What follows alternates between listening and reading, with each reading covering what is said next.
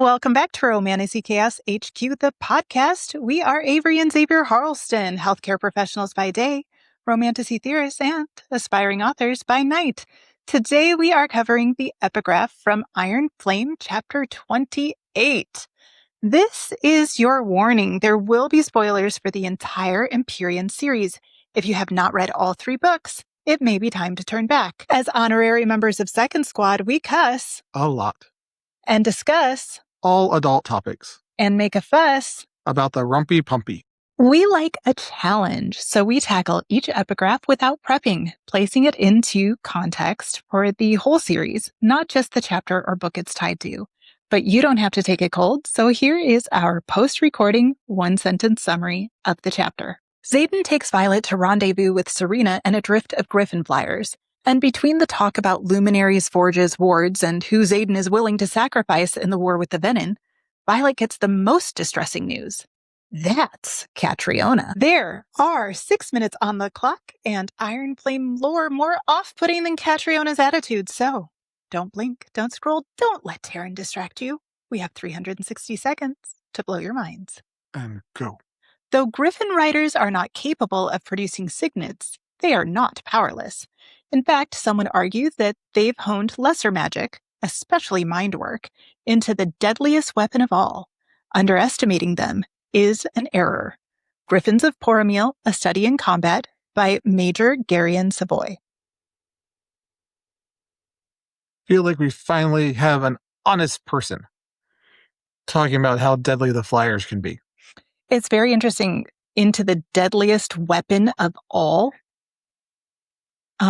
Especially when we then later see essentially Berwyn, like dreamwalking, and even Xaden's second signet, which, is intentions, but maybe something more.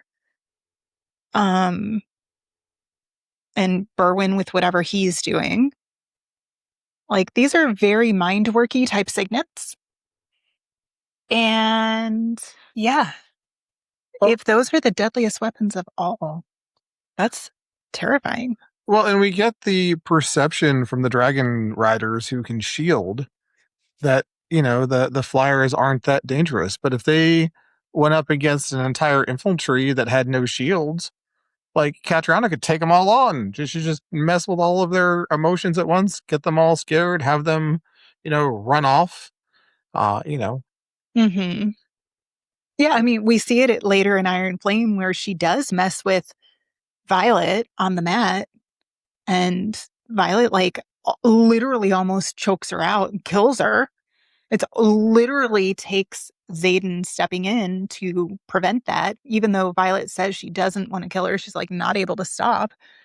Well, and she has shields, but she isn't shielding against that. Right. Like Violet's supposed to have this incredible shield, but she doesn't know how Catriona works, so she's not shielding against how Catriona works. So it totally penetrates.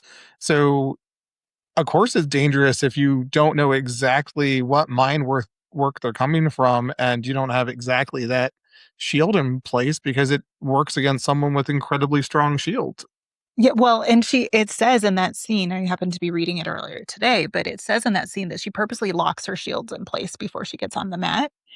So, and Catriona is still able to impact her. And I think this kind of, for me, ties to, when we think about the soul is what holds emotion. It's what holds love. But your shields are your mind. They protect your mind, right? So it's really interesting to see what things are protected by your shields and what aren't. And is it even really possible for someone who is protecting their mind to block out someone who messes with your emotions? Well, and, we talk a lot about the liminal space piece, but intention is the space between thought and action. And Catriona is manipulating, the space between, thought and action in that way with emotions, right? And even Dane is, reading memories, which is somewhere between reality and now. So that this in-between space seems like it's a thing that's harder to shield.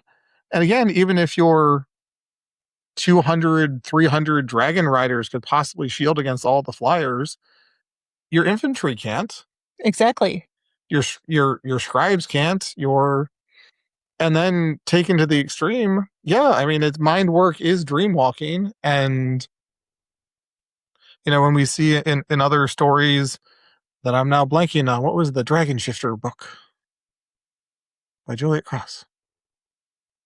Firebird. So in Firebird, she was able to use the mind work when they were sleeping to get all of the guys to decide they didn't want to fight. Mm-hmm. So could Catriona walk through an infantry and change other tackling things? Could Violet do that? Go through an entire sleeping group and change their thoughts and how they were going to perform the next day? So it definitely seems like calling it deadly. That's a whole lot more deadly than one fireball. Oh, so I want to come back to the person who wrote this, but you know how Xaden, when he gifts the daggers to Violet, one of them has runes to help protect against Cat, right? Well, and we also know that when you're asleep, you can't shield. That's like an active thing that you have to do. And when you are asleep, you can't do it. Why can't they use runes when they're sleeping to protect them? Well, to protect themselves. I guess they kind of do when they ruined off and warded off their bedroom. Well, even when they warded off, even in their bedrooms, which, for the most part, every bedroom that they sleep in, both of them, is protected and warded, right? But Berwin can still get in, and Violet can still get out to go dreamwalk. Maybe you used to be able to, but they got rid of those runes. Maybe they're lost to history. Because he does have runes to protect against Cat. Yeah. So that's interesting. So I want to come back to Major Garion Savoy. Do you remember at the Fantasy Fangirls Disney interview? Oh.